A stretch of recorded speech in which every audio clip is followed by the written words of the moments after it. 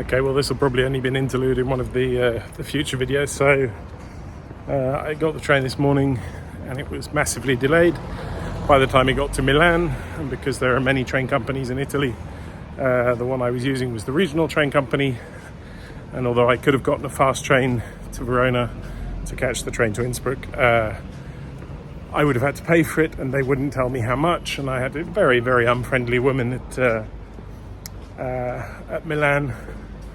So there we go. So I had to wait an hour there, which means I now have to wait 2 hours in Verona, or at least I would if the train that finally got me to Verona would have been on time, which obviously it wasn't either. So I have about an hour and 40 minutes. I'm just going for a quick walk because it's very pretty and I haven't been in a while. So I'm just going to walk down towards the arena and the old town, and I'll show you some pictures there. Excuse the bus. Pick up something to eat and then head back to my train.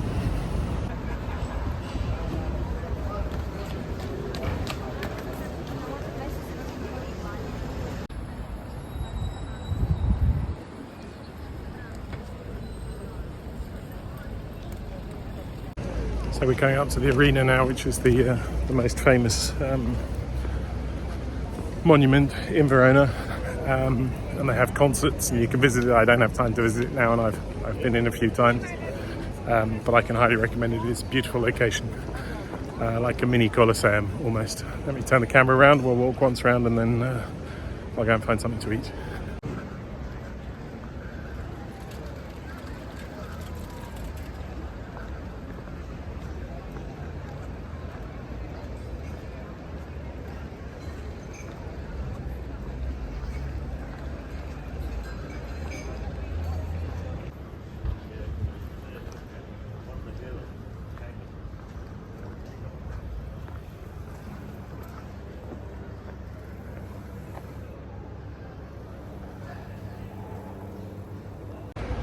So, obviously I've missed out some important things like Romeo and Juliet's balcony and what have you, but I will come back when I have more than an hour, including walking time here, or an hour and a half,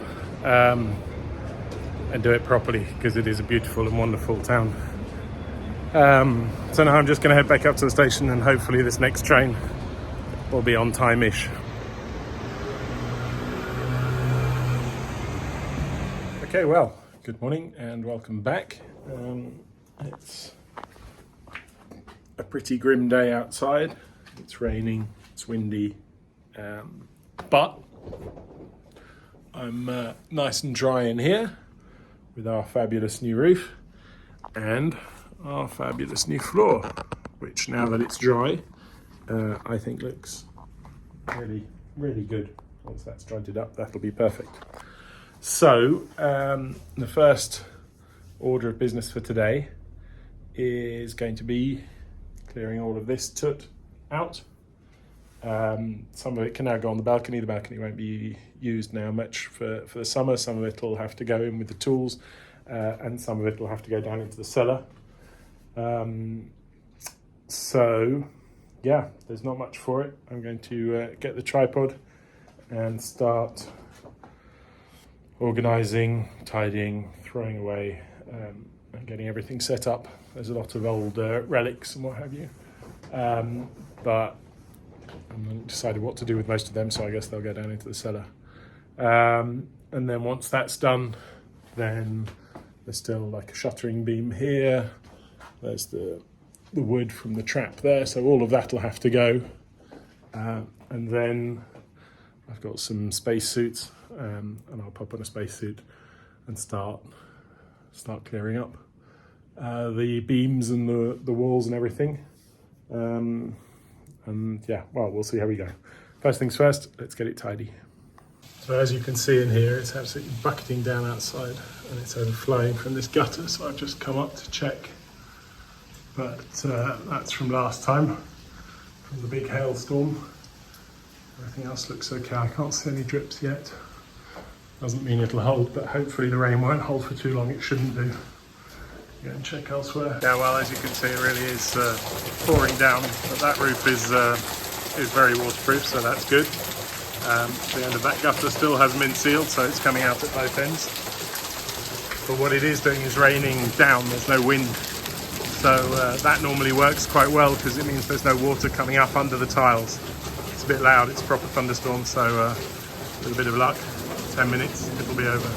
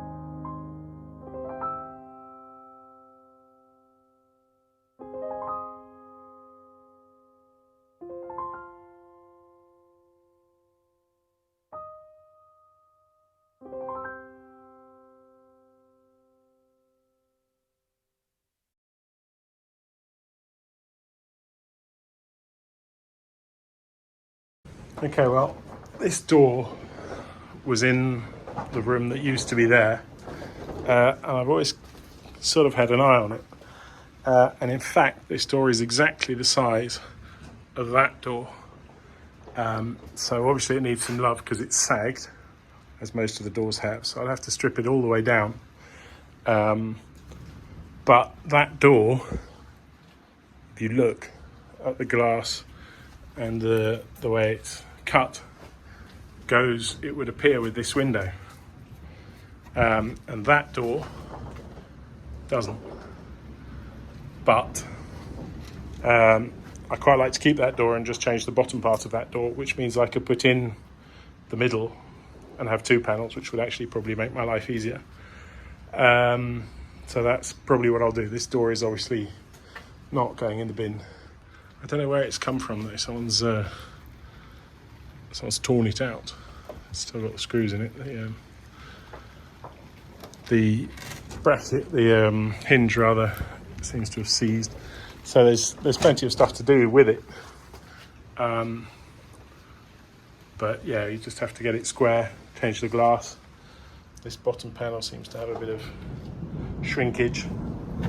Still hear the thunderstorm going on in the background there. Has a slide bolt. So yeah, I'm going to put that somewhere safe so I can get it out. This, on the other hand, is the old loo door from outside. And that, well, that's beyond saving. That's completely rotten.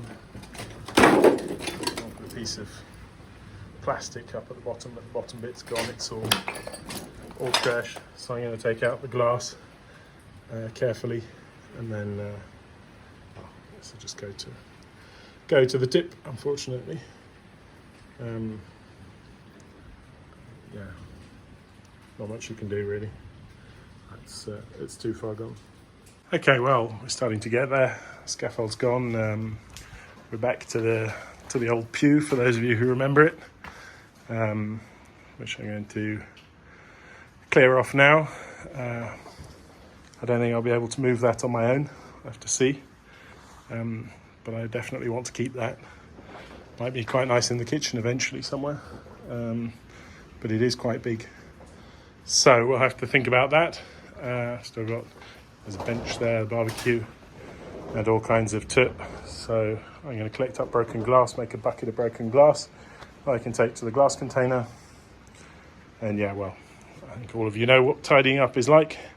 It's not much fun, but we're getting there. And as you can see, look, the floor, it doesn't look completely out of place. So I'm pretty happy with that.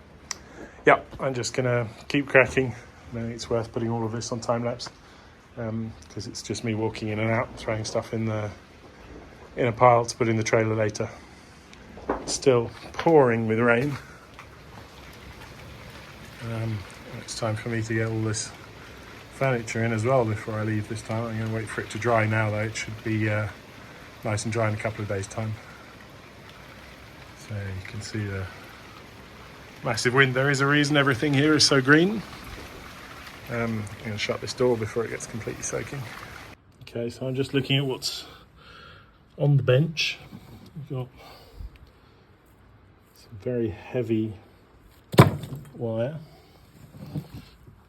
A very old automatic screwdriver, which probably could work again with a bit of WD-40. This pipe, no idea what that is. It's got a flange at the end. So, and this incredibly heavy crowbar. This is like a full-on wrecking bar. So I shall keep that. That's very heavy though. These are sliders off a window or door lock. Bits of window, bits of metal pipe. But it's basically in pretty good shape. This should come up really nicely. It's a bit dark. It doesn't look or sound too bad. This side still has like a little armrest, which has disappeared on that side. But yeah, it's huge though. It's absolutely huge. It doesn't look like it's the epitome of comfort, but it's just a big old bench. So yeah, I've still got a fair amount. There's some bellows there, washstand. That pipe looks like it takes electricity downstairs, but the electricity, obviously that electricity has all been cut off, and there's a load of soot in there.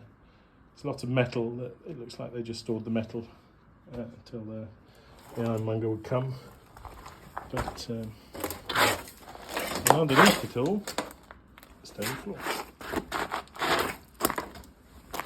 Lovely, uneven, raggedy stone floor, just like I made over there. So yeah, just keep going. Okay, well, time for an interim update. Still raining. I'm now sweating, but we're getting there. So this is the floor, which not many of you will remember, and it does kind of go really well with the new floor. So I'm just going to put everything over in a pile over there, and then I'll work out if that's going to be a trailer load. Maybe it's worth getting the trailer out and going to the tip as soon as it stops raining. But it's enabled me to sort of sort through, get everything, because I'm not going to throw everything in the tip. Only really building materials can go in the tip. So I've had to pull out all the metal bits and empty building foam cans and what have you. So I want to get everything over there, there's a chain fence underneath the bench there, which the metal guy can have, because I certainly don't want it. And this, which probably was used on the floor where they made the fire. So yeah, I'm just going to keep moving, sweeping, and when everything's in a big pile in the corner, and I've swept the floor, I'll have a look and see what we've got. Okay, I have to remember to not swing my camera about like I did in the house visit videos. So, that's basically everything that needs to go to the tip. So it's not really a trailer load yet, but there'll be quite a lot that'll come down off the beams, the wall, and these old bits of wood, which probably won't go to the tip, but well, we'll see. But yeah, I've cleared this off as well. It holds my weight. So I don't know what this nail is here for. That's something you'd find in 19th century Britain to make you sit up straight. But that'll come out, no problem. So there we go. This is our room. And this is still needs to be carted off. As you see all the, the way the stone is laid. And here in the middle, these sort of like tiles, which is where the fire was. You can see the thing would have been hooked onto that cross beam there. It's like a hook with some rings that you could adjust the height of your pot. And when they weren't smoking chestnuts, they would have been cooking. So I'm really happy that I went with the stone floor. I think it looks great when everything is filled out, grouted and jointed. I don't think you'll probably notice if you look or if you know, but if you don't, you could probably ignore it. So yeah, over there I spilt some washing up liquid. There was a bottle of washing up liquid that's probably been stood on what was above that sink since 1955. And I've always carefully put it somewhere. And today I knocked it over. So now we have some washing up liquid on the floor, which isn't the end of the world. So yeah, this is a lovely sized kitchen, and it's going to be lovely. So I can get on to the next stage, which is, as I said, getting the first bits off there. I've got a hazmat, well, not a hazmat suit, but like a dust suit with a hood and everything, and a mask and a pair of glasses, because I don't really want any more of this stuff falling on me, but I can't really be up above it anymore. Yeah. Well, let me know what you think. And I'm going to get rid of this. I don't know when, maybe today, maybe tomorrow. Well, probably not today, not when it's raining. And we'll see what the weather does tomorrow. This is how I used to tidy my room. Just push everything in the corner. But there was a door there, so it would be sort of behind the door. Because I grew up in London on the 4th floor of our house, because these houses are not very wide and very high. No one could ever really be bothered to climb up flights of stairs to check if I tidied my room properly or not. So generally I got away with it. But that's not the plan here. This has to disappear. I'm not going to build a wall around this and pretend it never happened. Work out something tomorrow as well for this pew bench. See where I can get it, and for that little bench, probably in the cellars for now. I think it's dry and we'll be good for the winter. And I'll give the metal guy a quick call. So there we go. That's not massively exciting. Just a bit of travelling and a bit of here and a bit of thunderstorms. And I'm not really going to bother doing more sweeping up at the moment, because obviously I'm going to knock a whole load of stuff down tomorrow when I start playing with the beams, which is the next thing, the walls and the beams. So there we go. And I need to get rid of this nightmarish bucket of broken glass and mirrors and what have you, that I sort of collected up so no one injures themselves. And there's a big pile of soot outside as well that needs to go. So I still have some tidying up to do, but but the most of it is done. So in tidying up, here are the, well, that's not really an oddity, but here are the oddities I found. This, which I have absolutely no idea what that would be useful for. This, which I did find before and actually put up on the wall when we were first doing the walk around. So really hard to see what's in there, but there is something in there.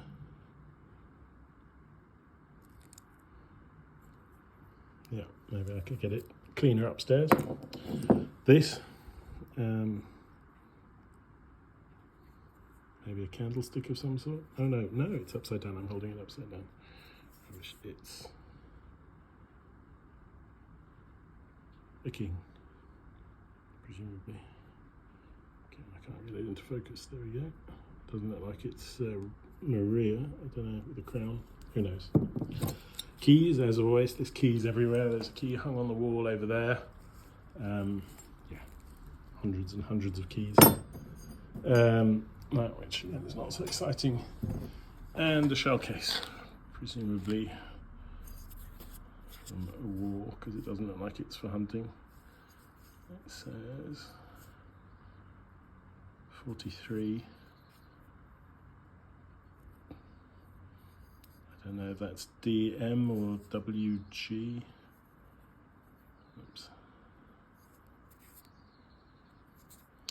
And thankfully it's empty. So yep, that's about it. I probably swept some away. I'm going to have to empty that at some point. It's got lots and lots of scrap metal in it, so I'll do it when the metal guy comes rather than interim storing it somewhere, and then we'll see what other treasures we find in there. So it says